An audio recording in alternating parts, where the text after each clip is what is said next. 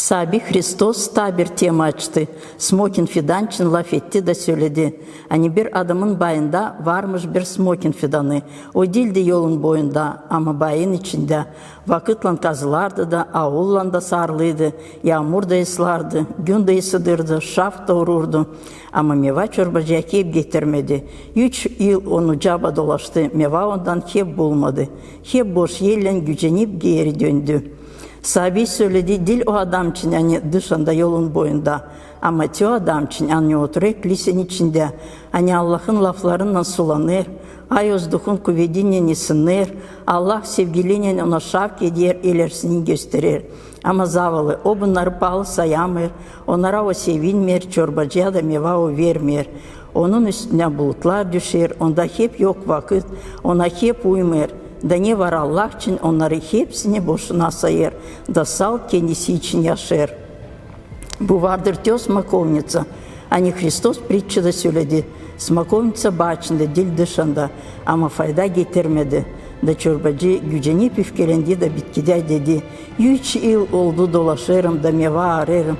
Da hep boşuna gelirim. 3 yıl oldu aldadır, meva da vermiyor. Kesersin onu tutsak etmesin caba yerim. Balık lise biz hepsimiz varız Allah'ın bayında birer fidan. Hani Allah'tan kabul ederiz haber ilkleri. O sular, o ısıdır, şafkı hem pak vozduhu yaşamamıza verir. Ama unutmayalım, hani o bizim ağrımızda meva ağrır. Her birine sorar.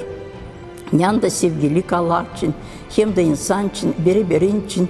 Nerede o acıyanlık, o uzun dayanmak, o birini prost etmek, o seslemek, yavaşlık, yalpaklık, ne anda o inan Allah'a hem birine, ne anda. Bunlar var, hepsi Duh Svetoy'un mevaları, anılarını bizden ister, hem bekler Allah. Her bunlar yoksa da bizde, bak naş dedi sahibi, kes onu çıkar da sıbıt ateşe, tutsak etmesin yeri boşuna. Ama sesleyin, bağcı kalktı da girdi aracı da dedi, o sahibi acıyan ta bu yılda bırak, ben onu taysla bakacağım, kazacağım, ıslayacağım. Da gene meva getirmezse gelen yılda senin lafını tamamlayacağım. Keseceğim onu da ateşe odun yapacağım. Pahalı canlar, belki bize de bu yıl bitki yıl. Bakın Allah nasıl yağmur döker her yerlerde. Evangeliyi anladılar, niceli yoktur oldu. Allah sever, acır, çığırır, gün hepsine yalvarır.